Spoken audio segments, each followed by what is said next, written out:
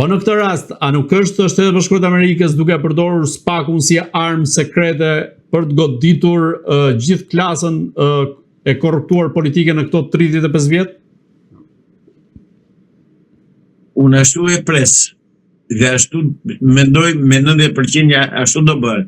Po ka një 10% që këta të mos e dëgjojnë, të mbështeten tek kabala, tek patronazhistët, tek ata masonët e botës e tek Bilderbergu, se këta aty e kanë mbështetje, nuk diskutohet jo këta, po gjithë narkotrafikantët e botës aty e kanë mbështetjen. Tek Illuminati dhe tek masonët. Pra, ju thash, vemi aty konsultojmë, tek Illuminati, tek qeveria në hije, tek komiteti 300-ve. A do mundet Edi Rama të arrijë vitin 2027 ku pritet që Shqipëria të mbajë dhe samitin e NATO-s dhe ku do të jetë i ftuar edhe vetë presidenti amerikan Donald Trump? Absolutisht jo. Edi Rama nuk e zë Marsin në pushtet. Edi Ramën nuk e zë Marsin në pushtet. Do zhduke, do qërohet nga pushteti. Do qërohet sepse ka kaluar çdo lloj imagjinate në vjedhje dhe në grabitje të një populli që e ka katandisur dhe po e vazhdon ditë për ditë me ligje apo safat. Ka përdorur atë akshin tani, nëpërmjet të cilit ndryshon të gjithë se akshit i ka dhënë të gjithë arkivën e hipotekave shqiptare dhe aty ndryshojnë emrat si që do qefi atyre të pronarve dhe kanë vjedhur me qindra e me miqindra dhe me mira hektar tokë të qytetarëve shqiptarë, të cilët akoma nuk e dinë që prona është marrë me letra dhe ata mendojnë se e kanë vetë.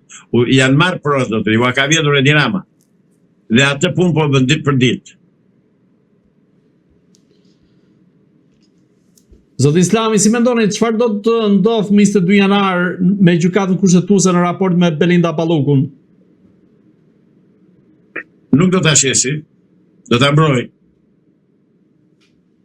Gjykata kushtetuese do ta mbrojë. Gjykata ka 2 masa 2 qëndrime për çdo gjë. Për çdo gjë. Kam fakte konkrete të cilat nuk kam të drejtë t'i publikoj, sepse duhet marrë lejen e personit tek i cili është mbajtur një qëndrim i tillë. Një herë votuan 7-0, pastaj votuan 5-4. Po ai gjykatë kushtetuese, po ai personel, po ata njerëz. Ç'pret ata? Pret jenë serioz. Preti nga Ina Rama, ai ishte agenti i sigurimit të shtetit të dalë kundër partisë punës, po mos e diskutojmë zotëri. Prandaj them që asnjë gjë s'pres nga gjykata kushtetuese. Apo mbrohet Edi Rama me gjitha format për qëndruar në pushtet, duke qenë se Belinda Palluku duket tashmë një kockë fort, qoftë për ta lëshuar, po qoftë edhe për ta shkarkuar vetë.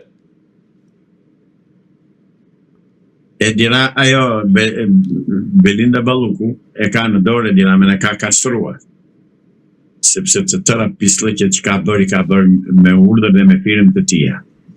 Dhe del që Matahari ose Lubia shqiptare pas ka qenë me të vërtet specialiste, sepse është stërvitur atje nga erdhi që të jetë mjeshtre në përdorimin e teknikës dhe teknologjisë së përgjimit dhe të regjistrimit, dhe ajo Edi Rama e ka 100% në dorë.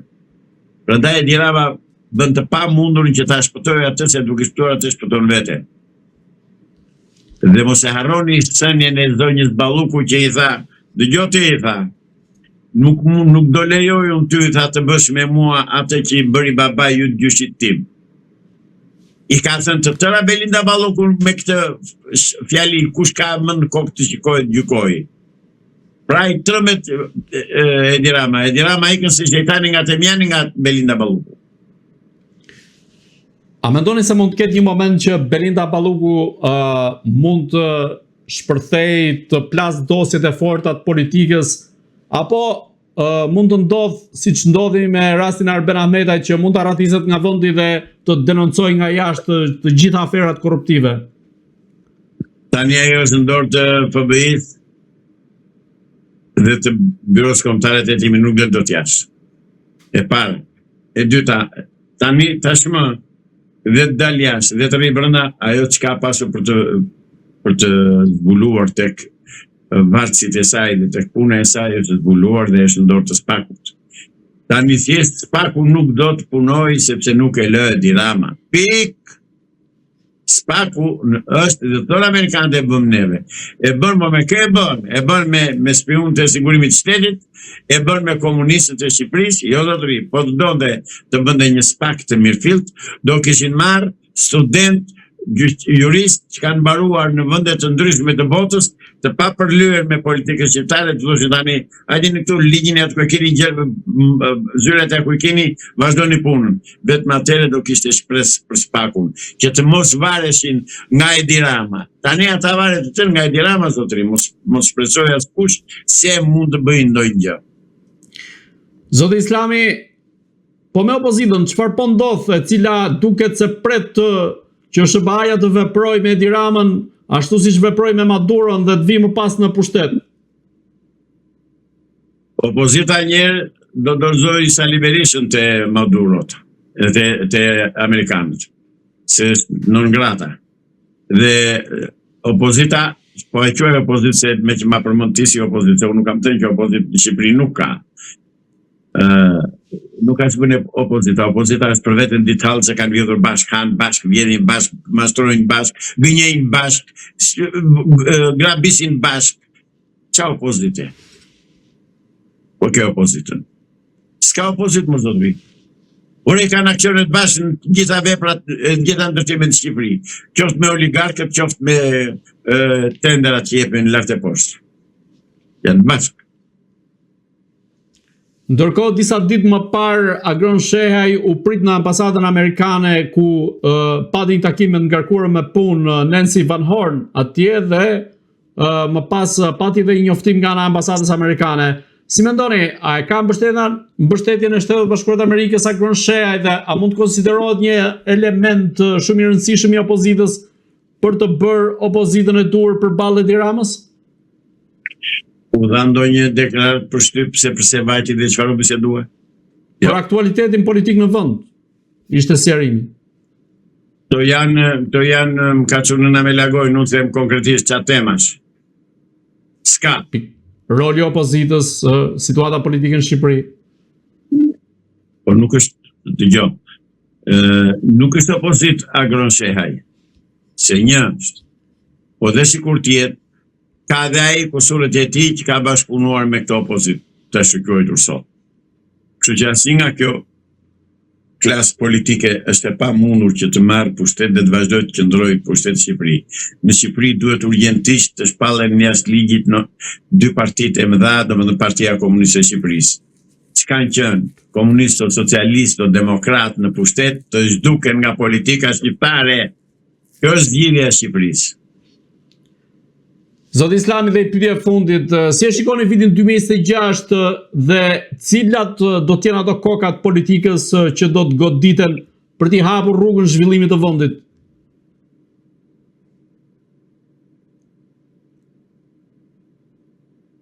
Njerë duhet të zhduken nga politika të dy grupet parlamentare të ashtu quajtur PDPS, të zhduken nga politika.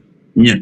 E dyta, të demaskohen dhe të denoncojnë patronazhistët e partiçkave që kanë dalë tani opozitare dhe të dalë boja që janë agent dhe struktura të vendosura, janë petët e ardhshme të lakrorit kur thonë në politikë këto partiçka që kanë dalë tani, qoftë ai që buri tezën e tij deputete, që mos u përmendëm se u bëjnë derë. Por janë opozitarë, ata janë opozitarë. Ata mund të jenë gjithçka, po opozitarë jo. Pra, thash, kjo klasë politike, pa përjashtim të zhduket nga skena politike shqiptare.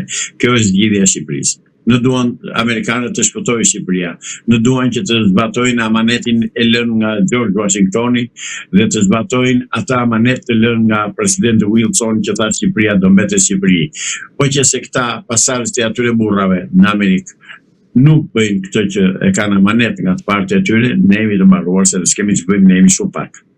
Do kthehemi pastaj një popull Palestinë edhe u garantoj këtë, që në qoftë se arrin puna që të shkërmoj që të shteti shqiptar, Ballkani atëherë do ndizet plak dhe atëherë nuk do ketë qetësi. Vetëm në Greqi kemi 800.000 vetë. Dhe të gjithë ata shqiptarë që janë në Greqi apo në Itali, kudo që janë, po ta shikojnë që Shqipëria po shpërbëhet në të tillë mënyrë, atëherë ata do t'i ndezin vendet ku jetojnë plak. Dhe nuk u duhet shumë, u duhet gjë benzinë dhe një çakmak, të bëjnë kryeqytetet na fyt për 10 minuta. Pra këtë presum që shqiptarët i dalën zot vendit. Zoti Islami, unë ju falenderoj që ishit në Agora News. Unë ju falenderoj juve për ftesën. Natën e mirë. Të dashur shikues, bashkë do shihemi në intervista të tjera, por mos harroni të bëni subscribe në kanalin tonë në YouTube.